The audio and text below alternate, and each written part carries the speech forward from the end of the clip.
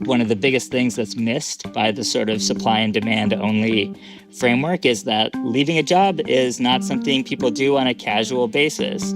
It takes like a very large wage cut to get even a small number of people to leave. For decades, the economic model of the labor market has been ruled by supply and demand. But a younger generation of labor economists is pushing back against that traditional model. I think it makes it seem that the labor market is just like the market for carrots or dishwashers, that there's nothing sort of special about the fact that when we're buying and selling our work, that there's really a whole different set of forces that come into play that don't just look like supply and demand. Suresh Naidu is a professor of economics and international public affairs at Columbia University. His research focuses on many of the real-life factors that impact the job market in ways that often contradict traditional theories. It's not that the supply and demand model is wrong, it's that it's just kind of only a part of the story. And if you think it's the only thing going on, it will kind of lead you astray. Suresh Naidu's article about the increasingly complex world of labor and wages appears in the March edition of Finance and Development magazine. He spoke with journalist Rhoda Metcalfe. In traditional economic models, supply and demand are in complete control of the labor market. But your work raises concerns about how oversimplified that model is. So why is that a problem? So I think it makes you think that, for example, if automation happens or if trade happens, it's just kind of, well, the labor demand curve shifted and wages fell and employment fell, and that's all you can do. But once you have this idea that there's actually a whole set of countervailing forces like wage policies, there's institutions like unions, there's macroeconomic policy, there are things you could have done. And one of the unfortunate things that economists have sort of helped abet is this idea that, well, sorry, like we're going to have trade and some workers are going to lose their jobs, and that's just too bad. Maybe we can do some retraining and stuff and get There's nothing you could do about it. You know, we can compensate the losers, but that's kind of it. And throws up this sort of helplessness in face of labor market shifts. And I think having this broader view of the labor market sort of expands the space of both what policymakers can do and what, in some sense, workers themselves can do, either via the political process or via organizations. Well, I think the story of just supply and demand makes it look like there's some immutable natural force out there affecting your wages that you can't do anything about. Right, interesting. So, what do you think are some of the most important elements that are missing from the traditional theories? I don't know if it's the most important, but I think that same way in which you have monopoly power, where a company might not choose to sell as much as it could because it wants to keep prices high. Well, a monopsonist is just that same idea where an employer might not want to hire all the workers it could hire because it wants to keep wages low. Right. And once you allow for that kind of monopsony to exist in the labor market, it also means that a whole set of other possibilities for the wage determination get put on the table. That kind of doesn't exist in the supply and demand world because of this, law of one price, law of one wage, where it says that all firms have to be paying the same wage in the same labor market. But once you have this wage setting ability by firms, you get a real role for firms to pay either high or low wages depending on kind of their labor market strategies. Mm-hmm. So kind of my favorite examples of this is Walmart versus Costco, where they're both big box retailers, but Costco kind of pays very high wages, has low turnover, and Walmart pays low wages. I mean, not as low as it used to, but still lower than Costco, suffers higher turnover. But both of those strategies can kind of coexist because the lower wages that Walmart pays, it's kind of offset by the higher turnover and higher quits that sort of Walmart has to bear. And the high wages that Costco is paying more, but that's offset by the lower turnover that they face. And that's some evidence of the importance of this kind of imperfect competition. Yeah. I think another element that you bring up is this question of the relationship that employees have with their work. Because labor theory basically says that the moment an employee is offered a bit more money from another company, they'll switch jobs. But it doesn't really work that way, right? Because for a lot of people, their job is important to them for reasons that go beyond money. Yeah, absolutely. And I think that's an important idea where there's a lot of things about a job that make it work for reasons that are only yours. And so it's got to be close for your childcare, maybe close to your house. And then you have to get along with your coworkers. You have to get along with your manager. You have to kind of get some sort of sense of meaning and identity out of the job. Yeah. And then the important thing about that is that means that there's some people for whom a given job is going to be like, wow, that really works for me. And there's going to be other people for whom the same job is going to be like, yeah, that doesn't work for me. And then employers don't know which of those is which. Mm-hmm. And so what they're going to do is they're going to basically be able to lowball the wage a little bit. And the people for whom it's not a good match will leave. But then all these other people for whom this really works will stay. And so that gives this kind of scope for employers to sort of take some advantage of the fact that people get all of this non-pecuniary and psychological benefits from a given job and kind of exploit that to some degree. Mm-hmm. And it obviously affects the mobility of workers between jobs, right? There's a cost to leaving one job and going to another. Yes, and I think that is one of the biggest things that's missed by the sort of supply and demand only framework, is that leaving a job is not something people do on a casual basis.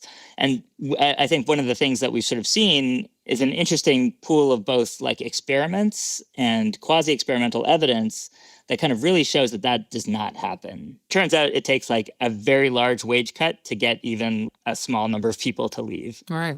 Interesting. We do live in an era of a lot of big corporate mergers, of companies that employ huge numbers of people. How does that affect the relationship between workers and employers?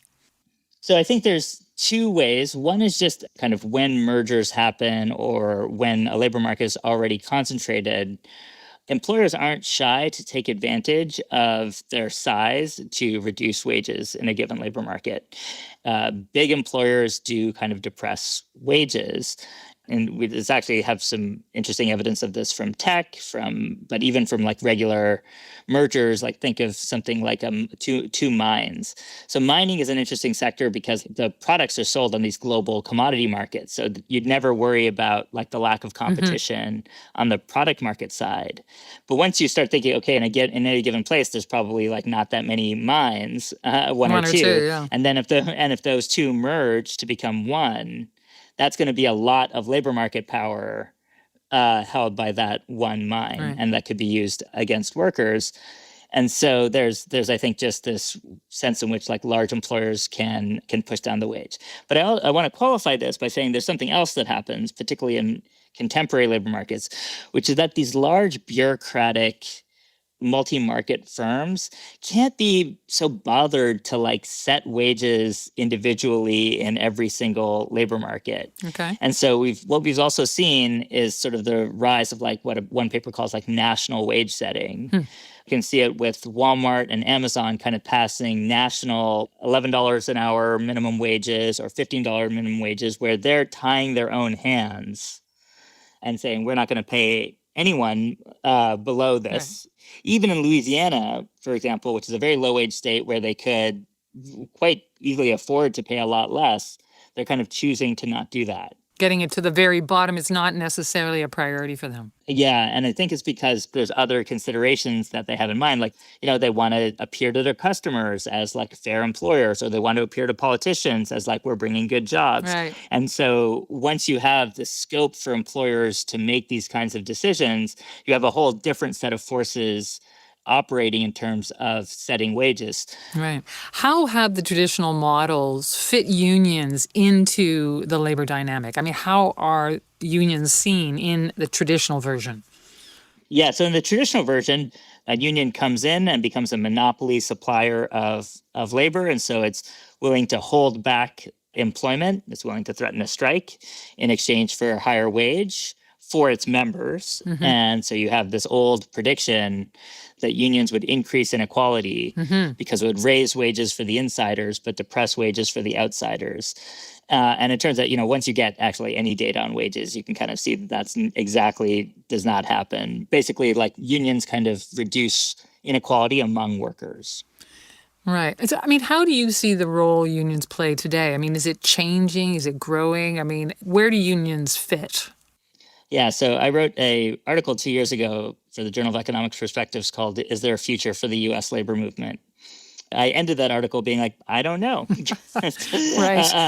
It's complicated. It's complicated.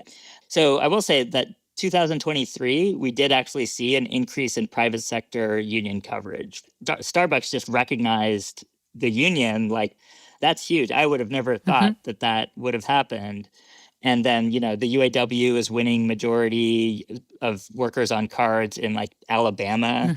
And so there's definitely something happening, particularly among young workers. Young workers are much more like, let's say, union curious than older workers. And so I think there is a real sense in which like unions have become much cooler and more interesting among the younger cohort of workers than previously. I certainly think COVID had something to do with that, and just kind of the shock of that labor market experience in both healthcare, but also in low-wage service sectors. But, I think it was never the case that many people were opposed to unions. Even at their lowest point, the late 1970s, early 1980s, it was still like, more than 50% of people thought unions were like a good thing. Right. So even as union density was collapsing, people sort of thought unions should have more influence. And I think what's changed is actually the ability of people and willingness of people, particularly in the US system, to like undertake the effort and difficulty of trying to actually win a union. Right.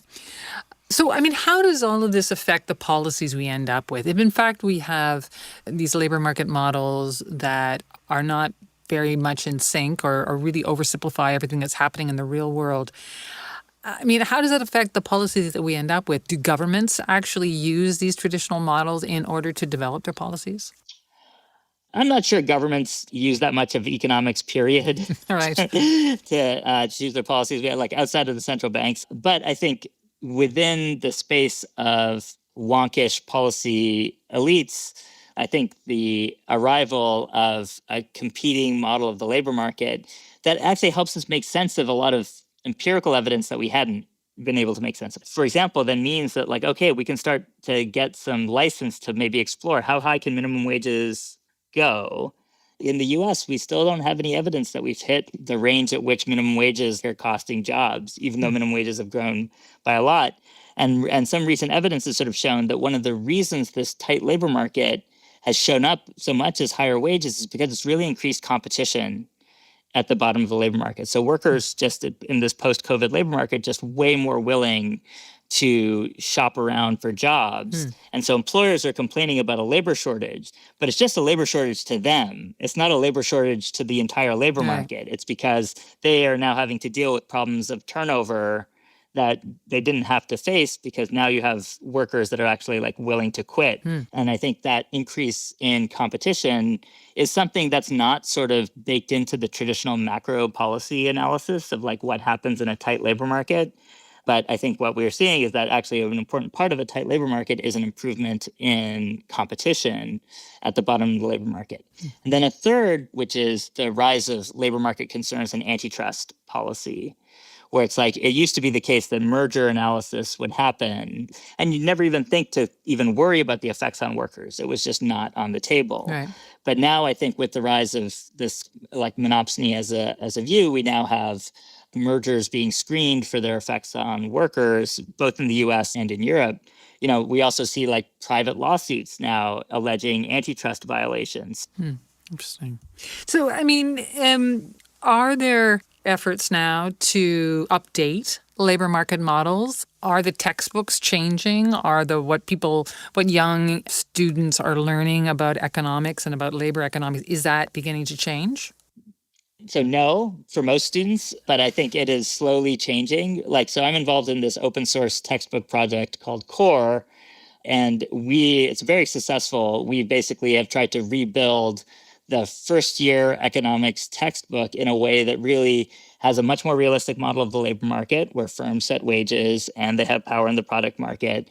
And we build that up into a model of macroeconomic policy making. And we are trying to have the principle that we will not teach introductory students anything that is wrong. Right. Good concept. Well, I think there's a lot of introductory economics textbooks that have the philosophy that the most important thing we do is to teach you the basic framework of thinking about markets, and then we'll kind of add some stuff to make it more realistic. But the most important thing that we teach students is that supply and demand are equal. And we're kind of, I think, have a different philosophy where it's like we want to help students make sense of the world around them from the get-go. The title of the core textbook is The Economy, not Economics. Right. And I think that's a real philosophical difference. It's like we want to teach you the tools that help you understand the economy, not understand the intellectual edifice that is economics. And so I think it's going to take some time before introductory economics as a whole sort of changes.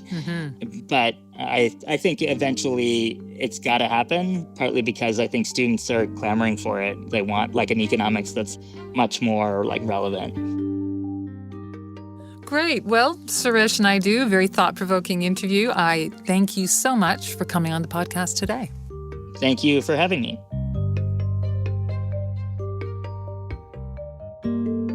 Suresh Naidu is the Jack Wang and Echo Ren Professor of Economics and a Professor of International Public Affairs at Columbia University. He was speaking with journalist Rhoda Metcalfe. Look for Naidu's article about the increasingly complex world of labor and wages in the March issue of Finance and Development magazine. And look for more IMF podcasts wherever you get your podcasts. You can also follow us on X, what used to be Twitter, at IMF_podcast. I'm Bruce Edwards. And I'm Rhoda Metcalfe. Thanks for listening.